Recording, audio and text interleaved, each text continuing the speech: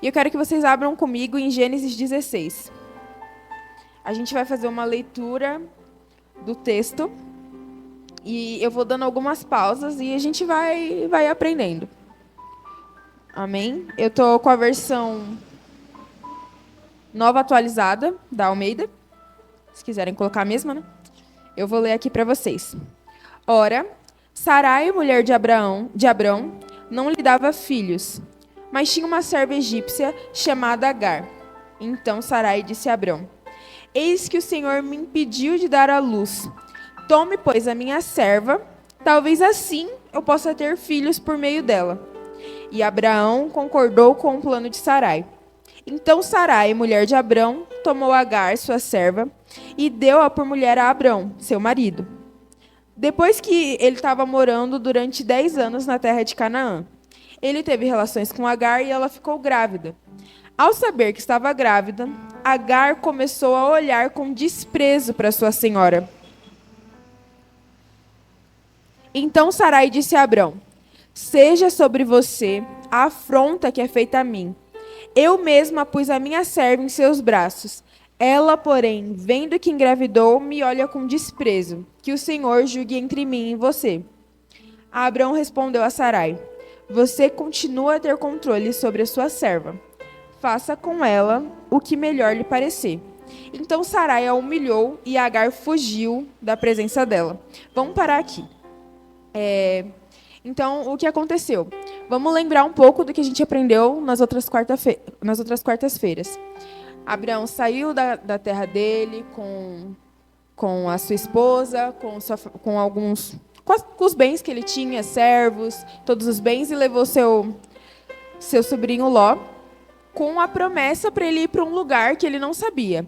E ao longo do tempo o Senhor foi falando com ele. A última aliança que a gente vê Deus fazendo com Abrão é ele falando de que ele vai ter uma descendência que não se pode contar. Assim como as estrelas, a gente olha para o céu e não consegue contar. Assim seria a descendência de Abrão. E essa é a última coisa que o Senhor fala, é a última coisa que a gente tem sobre a história de Abrão até chegar nessa história. Quando chega nessa história, Abrão já tem essa promessa do Senhor. Abrão já tem essa promessa sobre a descendência dele, sobre o povo que viria dele. E aí Sara, que aqui ainda é Sarai, ela chega e fala: Cara, eu sou estéril, não posso dar filhos para Abrão, mas eu tenho uma serva. Vou dar ela para Abrão e aí eu vou ter um filho por meio dela. E Abrão, quando ele ouve esse plano, ele fala: Pô, beleza, vamos. E aí ela engravida, a serva de Sarai. Ela engravida, só que depois que ela engravida, ela fala: Pô, tô grávida do chefe do clã. Tô grávida de Abraão. E ela começa a desprezar Sara, que já era de idade. Abraão tinha aqui mais ou menos 86 anos, 85 por aí. E ela começa a desprezar Sara. E aí Sara chega para Abraão e fala assim: Que o Senhor julgue entre mim e você, porque agora minha serva está me desprezando, porque ela está grávida de você. E Abraão fala o quê? Olha, você ainda tem o mando sobre ela. Então, que você pegue e faça o que você quiser com ela. Com isso, Sara começa a humilhar ela, começa a maltratar ela e Agar foge. Vamos... Peraí. Os versículos que nos lembram das promessas que o Senhor tinha feito a Abraão está aqui em Gênesis 15, no versículo 4. Vou ler rapidinho para vocês. Eis que a palavra do Senhor veio a ele dizendo: Esse não será o seu herdeiro, pelo contrário, aquele que será gerado por você, esse será o seu herdeiro. E no versículo 1 do capítulo 12: Saia da sua terra, da sua parentela e da casa do seu pai, e vá para uma terra que lhe mostrarei. Farei você uma grande nação, e o abençoarei e engrandecerei o seu nome. Seja uma bênção. Então aqui são coisas que o Senhor já tinha falado a Abraão. E duas coisas que a gente pode ver aqui que acontecem em toda essa situação. Primeiro, há uma falta de posicionamento de Abraão. Porque Sara chega para ele com um plano. Olha, eu não posso ter filhos, eu sou estéril. Então, pega a minha serva. E aqui fala que Abraão concorda com esse plano. E lá na frente, Depois que Agar está grávida, e eles estão naquele conflito, olha, ela está me desprezando. O que você vai fazer? E aí, Abrão, de novo, ele tira a mão da situação e fala, ó, resolve aí, faz o que você quiser. E isso é muito sério, porque o Senhor falou diretamente com Abraão. O Senhor deu uma direção para Abraão. E Abraão, além de concordar com um plano que não ia com a vontade de Deus, ele tira a responsabilidade dele daquela situação. Outra coisa que acontece de forma direta ou indireta é interpretar o que Deus falou. Porque o Senhor falou assim, o Senhor foi claro, vai ser gerado de você. Algumas pessoas falam, né, que Agar poderia ter vindo de quando Abraão foi para o Egito, lá no período de fome. Quando ele foi para o Egito, aí eles pegaram Agar. Só que o Senhor já tinha falado com Abraão antes disso. Ele tinha falado, ei, eu vou dar uma descendência para você. De você, todas as famílias da terra serão abençoadas. E o que faltou aqui? Exatamente a confiança. A confiança em Deus de que ele cumpriria a promessa dele. Então, foi basicamente vamos ajudar Deus. Vamos ajudar Deus a cumprir a promessa que ele fez. Não foi, Abraão não chegou a Deus e falou assim, Deus me dá filhos. Não, o Senhor falou para Abraão, eu vou te dar filhos. Eu vou te dar uma descendência. E aqui a gente vê tanto Abraão quanto Sarai tentando ajudar a Deus. Só que essa coisa de você interpretar o que Deus fala, porque assim, a gente precisa ter discernimento com as coisas que o Senhor fala. Mas isso é um discernimento que vem dele, não daquilo que a gente sabe, não do nosso conhecimento. Essa falta de posicionamento de Abraão, que pode ser uma falta de posicionamento nossa, aqui fala da postura de um homem, sim, mas pode ser também, encaixando na nossa história, uma falta de posicionamento nossa em relação àquilo que o Senhor já nos prometeu. Essas coisas geram conflitos desnecessários, como essa situação entre Agar e Sara. Gera também consequências sem volta, consequências que não estavam escritas no plano de Deus, consequências que não era aquilo que o Senhor tinha escrito. Essas consequências são consequências que não tem como voltar. Como, por exemplo, Ismael. O que você faz com Ismael? Não dá para matar Ismael. Ismael não foi algo planejado pelo Senhor, mas aconteceu. E há também se percorre um caminho mais longo para chegar naquilo que o Senhor tinha planejado. A gente vê aqui que o Senhor, ele sempre alinha, né? Ele falou assim, olha, eu vou mandar um filho para você.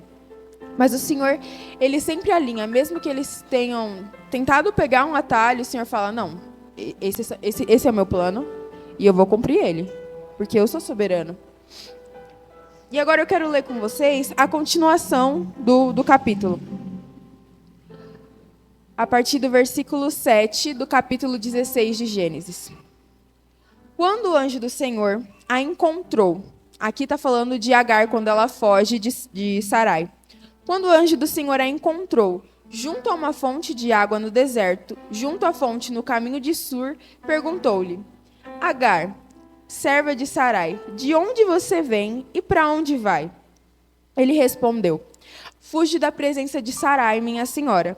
Então o anjo do Senhor lhe disse, volte para sua senhora e se sujeite a ela. E o anjo do Senhor disse também, aumentarei muito a sua descendência, de maneira que de tão numerosa não pode ser contada. E o anjo do Senhor continuou, você está grávida e dará à luz a um filho, a quem chamará Ismael, porque o Senhor ouviu o seu grito de aflição. Ele será entre os homens como um jumento selvagem. A sua mão será contra todos, e a mão de todos será contra ele, e habitará diante de todos os seus irmãos. Então Agar deu ao Senhor que havia falado com ela o nome de Tu és o Deus que vê. Porque ela dizia, neste lugar eu olhei para aquele que me vê. Por isso, aquele poço se chama Ber-Lai-Roi. Fica entre Cádiz e Bered. E o último versículo aqui é, Agar deu à luz a um filho a Abrão, e Abrão chamou de Ismael, o filho que Agar lhe deu. Abrão tinha 86 anos quando Agar lhe deu à luz Ismael. Agora vamos mais para dentro, né, do texto aqui. É muito interessante porque aqui eu só consigo ver a misericórdia de Deus em toda essa situação. Quando Agar ali está sofrendo, está sendo humilhada por Sarai, ela foge. E ela vai parar lá numa fonte. E quem aparece para ela? O anjo do Senhor. Não sei se vocês já ouviram falar sobre teofania ou cristofania. Isso são termos, né, que é usado na teologia para referir a uma aparição de Cristo no Antigo Testamento, uma aparição de Cristo, como, por exemplo, algumas pessoas falam que Melquisedeque era o próprio Cristo. Mas aqui a gente também pode colocar como se fosse uma aparição de Jesus. Vão ter pessoas que vão dizer que não, vão ter pessoas que vão dizer que sim. A gente fica com o que a Bíblia diz. Mas o texto nos aponta que seria Cristo. Ah, por que aponta? Aqui a letra, quando se refere anjo, está em maiúscula. Mas eu também já vi em outras Bíblias que não estão. Mas um fato interessante para vocês repararem, para pensar, isso é Cristo, isso é um anjo, é você reparar na fala daquele ser. Olha o que ele fala aqui no versículo 10. Aumentarei muito sua descendência de maneira que de tão numerosa não poderá ser contada. Aqui, quando ele fala aumentarei, isso é uma autoridade que só Deus tem. Não é uma coisa que os anjos falam, vou aumentar a descendência daquele dali. Não, isso é algo que só Deus faz. Por isso que algumas pessoas acreditam, e eu também acredito, de que aqui seja o próprio Cristo. Mas falando aqui, de novo, da misericórdia de Deus, e vamos refletir um pouco sobre cada processo desses últimos versículos. Quando o anjo aparece, ele pergunta assim, de onde você veio e para onde você vai? Aí ela fala, estou fugindo da minha senhora, de Sarai. E aí, uma coisa que eu acho incrível é como Deus não quebra princípios. Ele fala, você vai voltar para sua senhora e você vai se sujeitar a ela. Porque mesmo que você esteja sofrendo alguma injustiça, mesmo que você esteja debaixo de uma autoridade, que você fala, cara, mas meu pai nem é crente. Mas meu marido não é crente. O Senhor estabeleceu autoridades e a gente está debaixo delas. E a gente precisa seguir o padrão que Deus estabeleceu. Tem casos que são exceções. Tem casos que são exceções. Mas o Senhor é Ele que nos direciona como agir nesses casos. E o anjo que fala assim, olha, você vai se sujeitar à sua senhora. Porque o Senhor não quebra princípios. Sara era a senhora de Agar. Então, Agar tinha que responder a Sara. E eu acho isso muito interessante. A segunda parte é como o Senhor sempre aponta para nós, os gentios. Mas como assim? Quando a gente vê o Antigo Testamento, a gente lê Israel, judeus, hebreus, toda a história de Israel. E a gente fala, onde que a gente chega? A gente só chega no Novo Testamento? Só que a questão é, desde o início, desde Gênesis, o Senhor já apontava para nós. O Senhor tinha uma aliança com o povo de Israel, mas o Senhor também falava de nós. Assim como as profecias, os profetas falavam sobre Cristo, elas apontavam para a gente. E aqui a gente vê, na misericórdia do Senhor, alcançando uma gentil. Porque Agar, ela era egípcia. E o Senhor vem falar com ela. E você fala, caraca, mas a aliança dele não era com Abrão? Mas ali também o Senhor já estava nos apontando a misericórdia dele sobre os gentios. Algo que a gente veria se concluindo lá em Cristo. Lá na cruz, quando Jesus, o sangue dele vem de uma forma que não há mais judeu, não há grego, não há homem nem mulher, mas somos todos um em Cristo. Então, independente do lugar que você esteja, se você aceitar Cristo, você faz parte do corpo. Não importa se você é judeu, se você é brasileiro, se você é nepalês, independente do lugar que você é. Se você aceitou a Cristo, você agora é de Cristo. Esse é seu patamar. E uma coisa que eu achei também muito interessante é que antes de falar sobre Ismael, o Senhor fala diretamente com Sarai e faz uma promessa para ela. Aqui no versículo 10 mesmo, que a gente acabou de falar, o anjo do Senhor, ele fala assim, olha, eu vou aumentar a sua descendência. Eu vou deixar ela tão numerosa que ela não vai poder ser contada. Isso ele ainda não falou de Ismael. É claro que conta com Ismael, porque, né, ela estava gerando Ismael, mas aqui o Senhor dá uma promessa diretamente para Agar. E volta a dizer, ela era uma egípcia. E aí o Senhor começa a falar de Ismael. Ismael, o filho que ela estava esperando do próprio Abrão. O nome Ismael significa Deus ouve ou Deus ouvirá. Eu acho muito interessante quando a gente fala de nomes na Bíblia, porque a Bíblia, os povos, né, antigos levavam muito a sério essa questão do nome. O seu nome dizia muito sobre você, de quem você iria ser. E aqui o nome de Ismael carrega isso, Deus ouve, Deus ouvirá. Que foi exatamente o que aconteceu com Agar nesse momento de aflição, nesse momento de desespero dela. E aí ele começa a falar sobre Ismael, que ele vai ser como um jumento selvagem, de que a mão dele vai ser contra todos e que ele vai habitar diante dos irmãos. Muitos historiadores, muitos teólogos acreditam que de Ismael se descende o povo árabe. O povo árabe. E hoje a gente vê, né, que eles moram bem ali, rente a Israel. Ele está sempre perto dos seus irmãos, dos seus primos. E só vai se mostrando como se cumpre, né, a palavra do Senhor. E aqui Agar vem e fala para o Senhor: Tu és o Deus que vê. Ela dá esse nome para o Senhor. Porque ela fala assim: quando eu estava naquele poço, eu olhei para aquele que me vê. E isso é muito lindo, porque é a misericórdia do Senhor. Porque nessa história, os três estavam errados. Abrão, Sarai e Agar também. Os três erraram. Mas a misericórdia de Deus, ela é superior e ela nos alcança.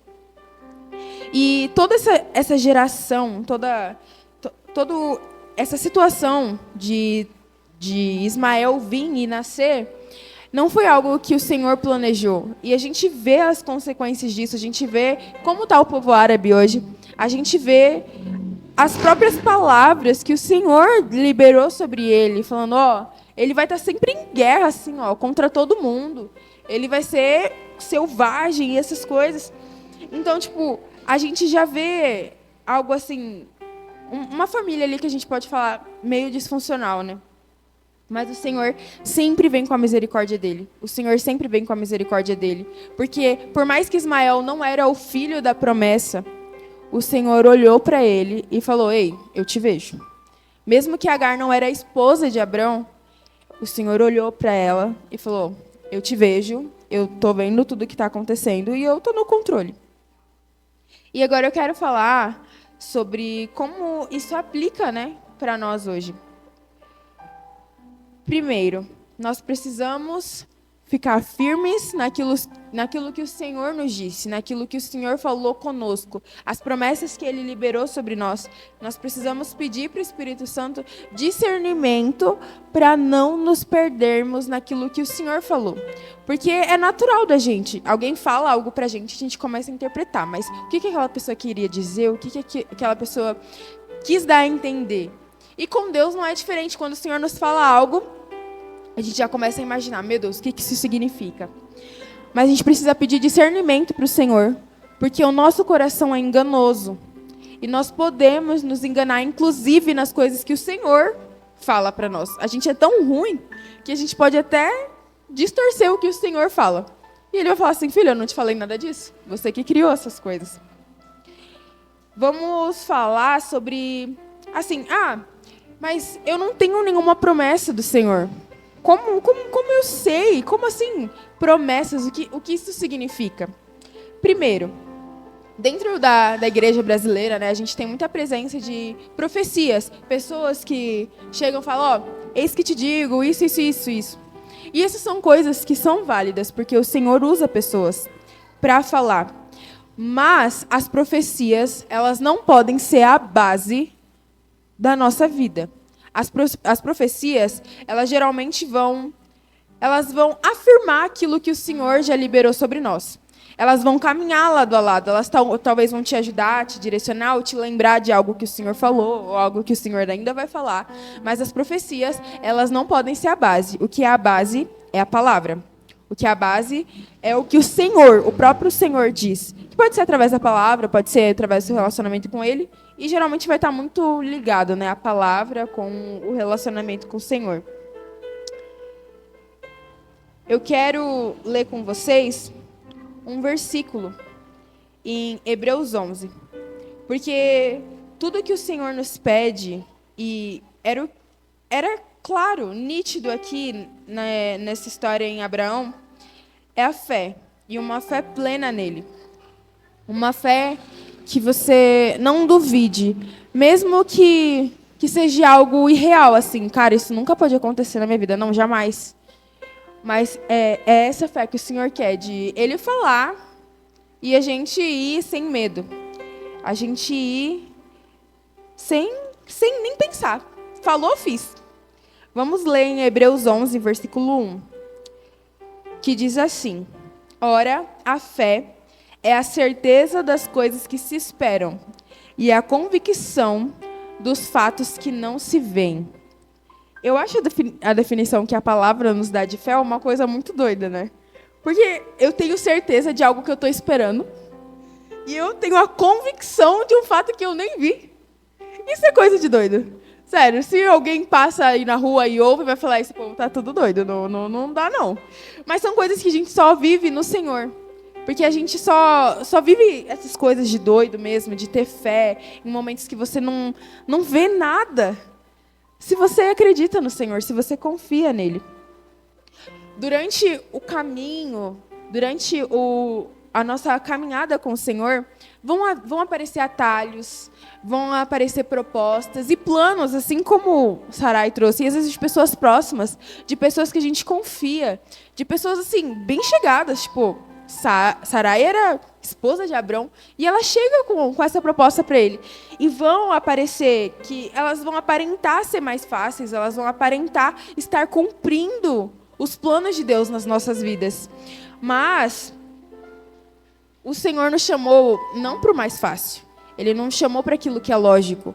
Ele nos chamou para confiar nele, independente do que seja. Para confiar nele, independente do para que a gente foi chamado. Ah, Senhor, mas eu não tenho capacidade. Ah, mas eu não consigo. Mas eu nem fui curado nisso. Ei, ele já viu o passado, ele vê o presente. E ele já viu lá no futuro. Ele que escreveu a sua história. Ele sabe do que ele é capaz. Porque não é sobre nós, é sobre ele. É sobre o que ele faz em nós. E eu quero ler com vocês João 14.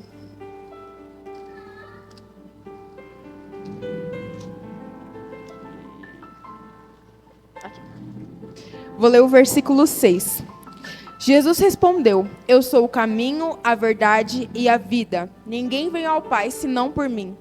Aqui, além do Senhor nos mostrar, ele nos aponta, né, lá em Abrão, em Sarai, em Agar, que vão aparecer propostas mais lógicas, né? Porque, pensa comigo, você está esperando uma grande descendência, e aí você é estéril.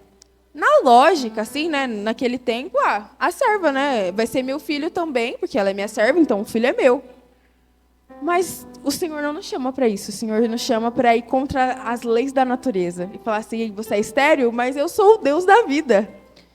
E aqui ele fala, né? Eu sou o caminho, a verdade e a vida. Então, onde a gente vai caminhar é no próprio Cristo. É no próprio Jesus, é na própria palavra. Porque Cristo é a palavra. Então, a gente vai andar sobre ele. Ah, mas eu não estou vendo. Você vai andar? Uai, ele chamou você para caminhar, então anda. Só um minutinho. Quando eu estava pensando, né, sobre as promessas do Senhor, porque aqui o Senhor falou diretamente com Abrão, né? Ah, você vai ter uma descendência, papapá, papapá. Eu pensei, cara, eu acho que o Senhor nunca falou assim diretamente. Ah, tem uma promessa para você, e você vai fazer isso, você vai fazer aquilo. Mas o engraçado disso é que a Bíblia é recheada de promessas para nós.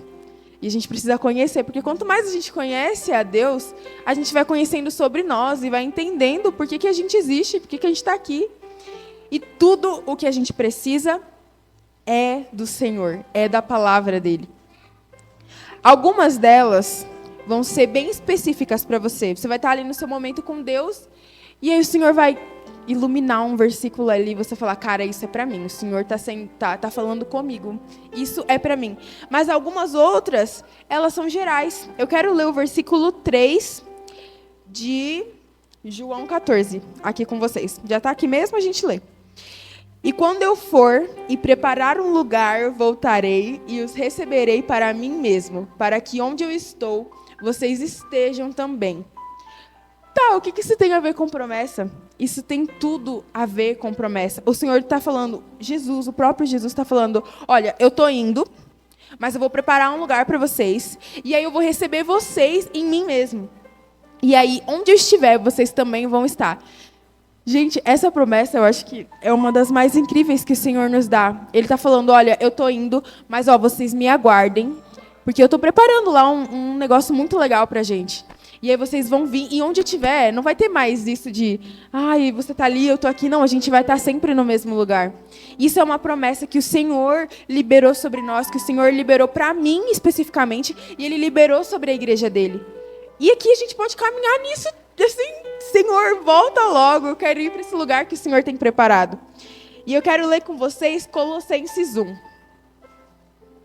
Que é outra promessa que o Senhor liberou sobre nós. Aqui eu estou lendo pouquíssimas promessas que o Senhor tem a respeito de nós, sem contar as coisas específicas que o Senhor vai liberar sobre vocês, ou que o Senhor já liberou e que o Senhor vai relembrar vocês disso. Mas essas daqui são muito gritantes, e a gente lendo a palavra, a gente vai falando, cara, isso é para mim. Isso é para mim. A própria cruz, a volta do Senhor é uma das maiores promessas que a gente tem de esperar que o Senhor venha. Quero ler com vocês o versículo 21 de Colossenses 1. Eu vou ler aqui o 21 e o 22. E vocês, que no passado eram estranhos e inimigos no entendimento, pelas obras más que praticavam, agora, porém, ele os reconciliou no corpo da sua carne, mediante a sua morte, para apresentá-los diante dele, santos, inculpáveis e irrepreensíveis. Aqui é outra promessa que a gente fala, eu não tenho nenhuma capacidade de cumprir ela, mas o Senhor nos prometeu que Ele vai nos apresentar diante dele mesmo, santos, irrepreensíveis e inculpáveis. Quando a gente fala de santo, eu não lembro a palavra no grego, mas eu acho interessante que a palavra está falando assim, santo é você sem mácula, é você sem sujeira, é você pegar um pano branco assim e não ter nada, nenhum risquinho, nada de sujo nele. É isso ser santo. Quando ele fala de irrepreensíveis, é ele olhar ali para você e falar, eita, eu não tenho que corrigir nada, tá tudo certinho. E inculpáveis, porque o Senhor nos deu tudo. A luz brilhou, os nossos olhos foram abertos, a verdade está aí. A gente não pode falar assim, olha, mas eu não ouvi sobre isso, porque o próprio Cristo se manifestou a nós, o próprio Cristo se revelou. A gente não tem mais desculpa, não tem. E a gente já não tinha antes, né? Imagina agora. E o Senhor, isso é uma baita de uma promessa para nós. Ei, você não é santo, você não é irrepreensível nem culpável hoje, mas vai chegar um dia que você vai estar desse jeito. É uma promessa que eu garanto, porque eu vou cumprir em vocês. E um versículo que fecha muito com isso é Filipenses 1. Vou ler rapidinho com vocês aqui.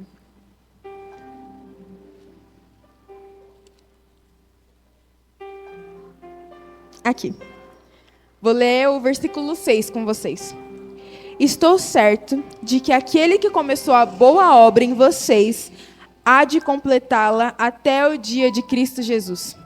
Aqui, fechou tudo, porque o Senhor fala... Aqui Paulo está falando, né? Eu tenho certeza de que aquilo que o Senhor começou, porque nós somos uma obra.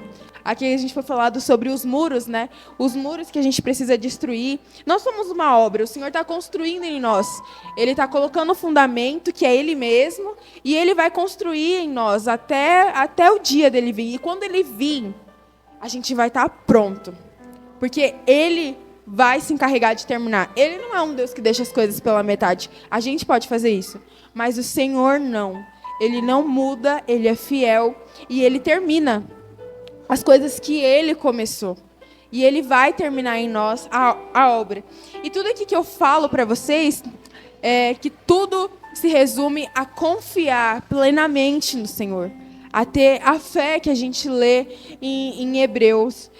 Abraão creu e isso foi imputado nele por justiça.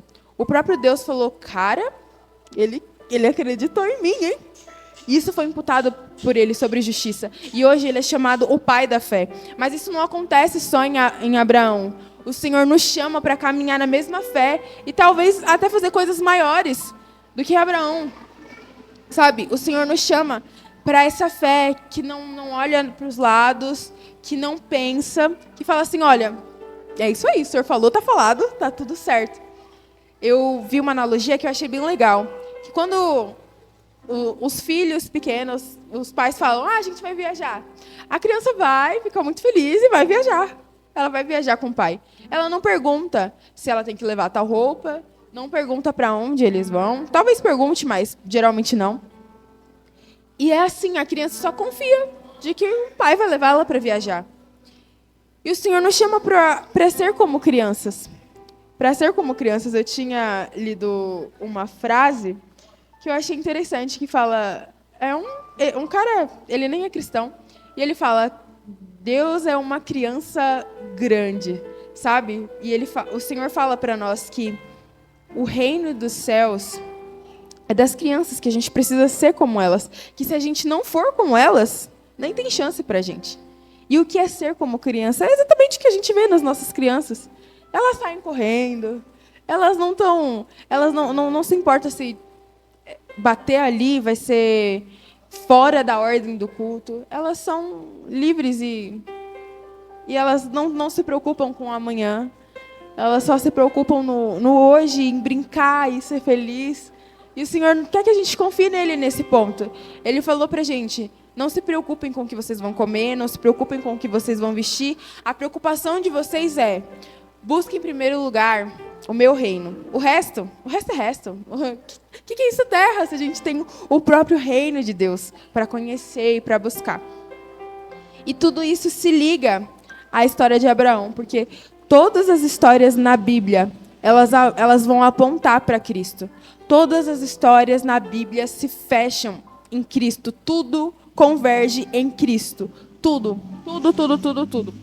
Então, a minha oração hoje é para que a gente consiga acreditar no Senhor, ter uma fé plena nele. E eu digo para vocês, assim como a nossa caminhada em Cristo, a nossa fé é uma construção no Senhor. Talvez hoje você fala, eu não tenho fé para isso.